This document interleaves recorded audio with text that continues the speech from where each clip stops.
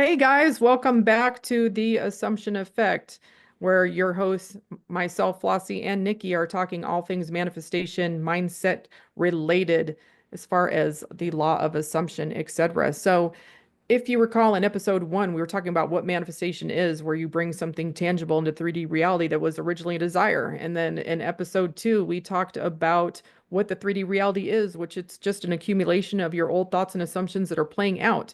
And now we're going to touch base a little bit further into how we form assumptions. We started talking about that in the second podcast, but just going to briefly continue that. So, if you recall, in the second podcast, we talked about one way that you form an assumption is a person in a position of trust tells you something, and you choose to believe it to be true or assume that it is true because they've told it to you, like a friend, family member, teacher, a person like such as Nikki, myself, a coach is giving you some information, and your mind's like, "Yep, that's true because Nikki said so." Uh, Another way that we form an assumption is we gather knowledge through reading, watching videos, all this information hunting, and then we form a deduction. We come up with a conclusion based on all the different bits of information. So when I first found the law of assumption, I started reading material, reading Neville, Joseph Murphy, watching some videos, and I started forming conclusions based on all of that material and breaking that down. One of the third ways, or yeah, the third way that we form assumptions is our mind collects data over time. So we have life experiences, and our mind just stores that someplace, and we start to form assumptions that are usually generalized. I like to use the example of man in the red shirt. So you're out one day, you encounter a man in a red shirt who's rude to you. And you store all the details about that encounter somewhere in your mind. And then you down the road have another experience with a male in a red shirt who's also rude to you. And then you start comparing those instances. And perhaps the only thing that those people have in common is that they're a male gender identifying person in a red shirt. They could be wearing different pants, different ages, different ethnicities, different locations, etc. But your mind starts to form the deduction that men in red shirts are jerks to you. And so you start having experiences when you encounter a stranger in a red shirt who's a male that they are remarkably unpleasant to you. And then, of course, the fourth way that we form assumptions that we mostly focus on in the manifestation community is having repetition of thought and saturating your mind enough with the thought that you have what you want, that your 3D reality is a certain way. And guess what? Your 3D reality conforms to that new thought once it becomes a dominant thought on that topic. Yep. And those are the primary ways. So the real question is, if we have all these limiting beliefs and all these assumptions that are creating an unfavorable 3D reality or withholding us from actually achieving a desire because we feel like it's untangible, unreachable because we have all these assumptions within us, how do we change them? So that's the first thing you want to do is change the assumption. And some people find it difficult to get around these old stories, these old circumstances, these old beliefs, because they're so embedded in them. And I know for me personally, I struggled hard with it. So there are several ways to do it. We talk about these on our YouTube channel, but of course, my infamous FU letters. It's really just a resistance letter. So what you want to do is you want to write a letter to the person, thing, institution, yourself, whatever have you that caused this limiting belief, or to the limiting belief itself, or the assumption that's not in your favor, the pattern, whatever you need to do to get this out. You write it out and you destroy it. You burn it, you rip it up, throw it in the trash. Doesn't matter. You need to get it out and understand this is part of the old version of you. This is the part that you no longer want to hold on to. But we have to find a way to create a new assumption. Command letters are a great way to do that too. I'm gonna let Flossie talk more about that here in a moment. Command letters are a great way to help, get rid of that old story and then reaffirm or affirm that new belief or new assumption so that it comes into your reality. However, changing the story about things, changing the perspective and perception and perspective of things is a great tool to use. So if you have something in your reality that's a repetitive pattern, like the man in the red shirt, I like to use Karen as an analogy. Karens are more commonly known, your middle-aged white woman with short blonde hair, and she's always after somebody's manager. I like to use Karens. I like to change the perspective of Karen. So changing the stories around these things. So we've had previous bad experience with Karens, but now I look at Karen and I say, you know what, that lady's just having a bad day. That's not how she is all the time. She's having a bad day. And I changed the story about Karen. She's not a bitch. She's having a bad day. So I try to change the perspective I have about Karen so that I can experience a better version of her in my reality. And that's true with anything within your reality. You can change the perspective of everything by simply just altering it. If you are with a friend, for example, if Flossie and I met a stranger on the street, she might be like, wow, she's a complete bitch. And I'll be like, what are you talking about? She's super friendly. I saw a completely different version of that woman than Flossie did. And it could go the opposite way. And the reason we have that assumption is based on our previous limitations.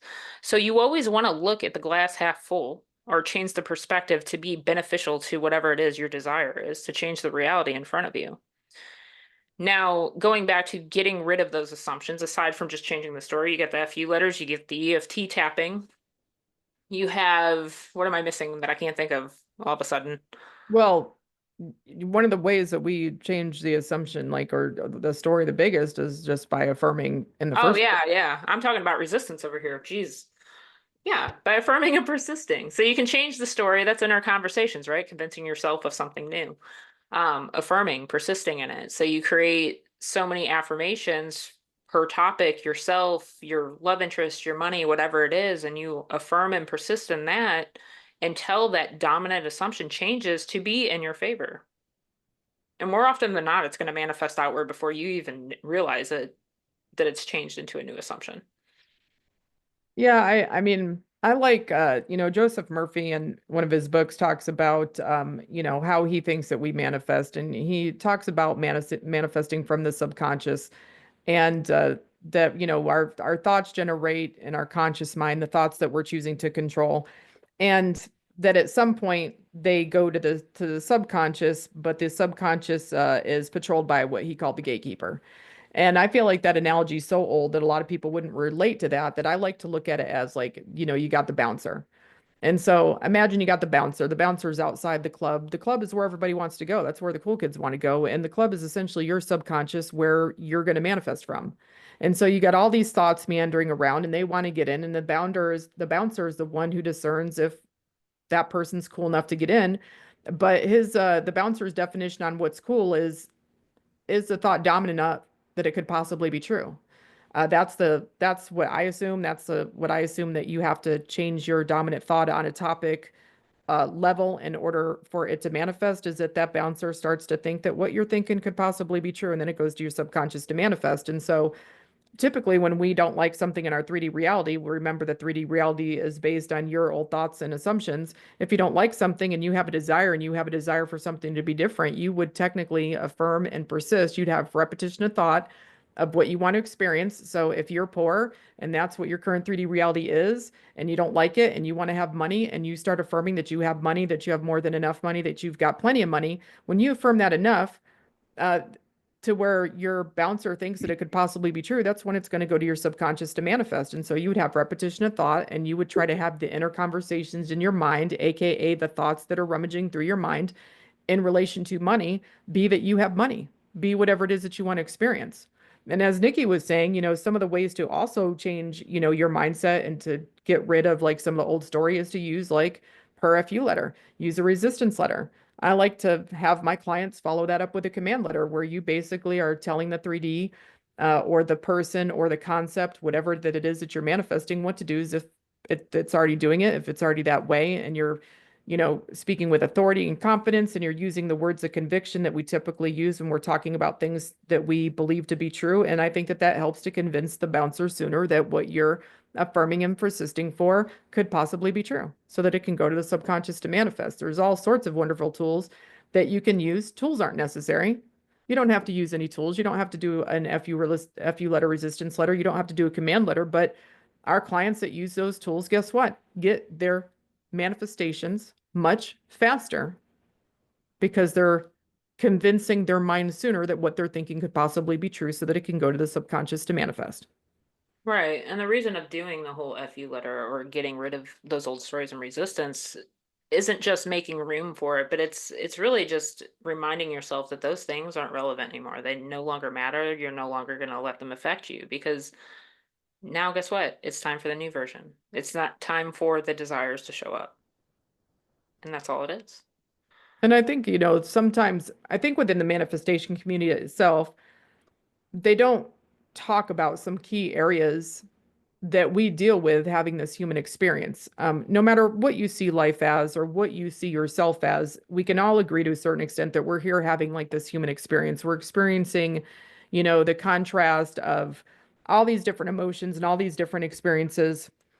And that's part of what life is. Well, when you're consciously manifesting and, in your mind, you're affirming and persisting for what you want, but you're experiencing something else in a 3D, or maybe you have a really old story that's lengthy and unpleasant around whatever it is that you're manifesting. The manifestation community doesn't really talk about what to do with the emotions that come up when you're manifesting. They really don't talk about that a lot. And a lot of times, I think many of the coaches don't talk about it is because they don't have backgrounds that would have educated them on it in the first place. And a lot of people struggle while they're manifesting. Not everybody, you don't have to struggle. And I'm not giving any sort of assumption that there is a struggle, but it is not unusual to ever have had a struggle at one point or another in a person's journey.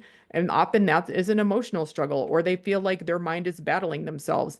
And some of that can be alleviated by using the tools, because at the end of the day, you are dealing with some of the a thought process and emotion that may go along with whatever it is that you're manifesting that often is not addressed in any way, shape, or form in the manifestation community in general.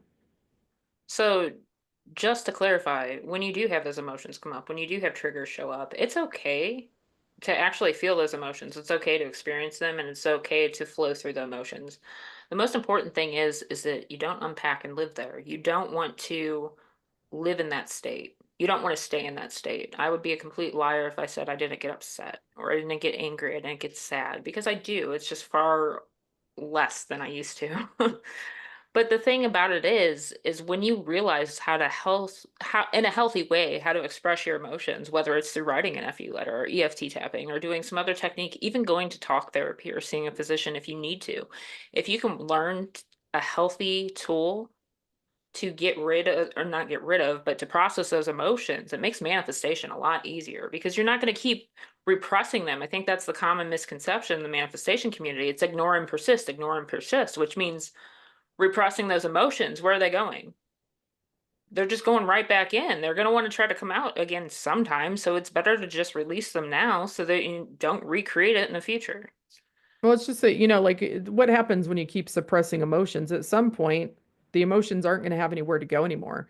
And, that is either going to lead to like some sort of exploding, like AKA mental breakdown of some kind, or spiraling is a word that we often use for that type of thing. Or a person's going to just be repeatedly triggered, triggered, triggered, triggered, triggered, and go through this hamster wheel pattern of like, having a difficult time affirming and persisting and staying focused on what they want, because they'll affirm and persist for a little while. They have, some emotions coming up because of what's either going on in the 3D or what they're thinking about in their mind. They're not really doing anything about those things. They're trying to suppress it. And so they're being triggered, they're spiraling, and now they're trying to get back on the horse and affirm and persist. And then they just are in this repetitive pattern where they don't feel like they're getting anywhere. Right. So it's better to let them out, process them correctly, move past it, and keep going. I mean, I 100% agree. It just makes affirming and persisting easier. Using the tool of the FU letter, resistance letter, with or without the command letter, those things help to put the old story in the trash where it belongs. It helps to process the emotion of whatever the person's going through, or whatever resistance, emotion, old story they have around what they're manifesting, and helps to keep that person in their power more. And as this, podcast goes on, we'll talk about a lot of the different concepts in relation to manifesting, like, you know, affirming for manifestation abilities, and becoming a strong, powerful, confident manifester and stepping into that power regularly that you have as operant power of your reality. We'll talk about some of the things that happen during the manifestation process, like what spiraling is, why people get triggered, or why we think that people get triggered, and things that you can do about that, and why it's a good thing to avoid it as much as possible. Like, so we're going to actually talk about all these topics in depth much, much more as the podcast goes on, or even have some podcasts where we just focus on maybe like a subject of being triggered, etc. Right. So we're just trying to cram all the knowledge of manifestation in these first few podcasts so we can get to the juicy stuff, and really hone in and focus down on like specific desires and tools and techniques and things that we can utilize. Plus, maybe we'll share some fun things that we've manifested, some success stories, and answer some of your questions here in the near future. So, at least in this podcast, we were just talking about how we form assumptions and then how we can change the assumptions that we have. We're trying to start to touch base on all these things so that we can start diving deeper in the future. Yep. We'll see you guys next time on the next episode. And talk to you later. Bye. Bye.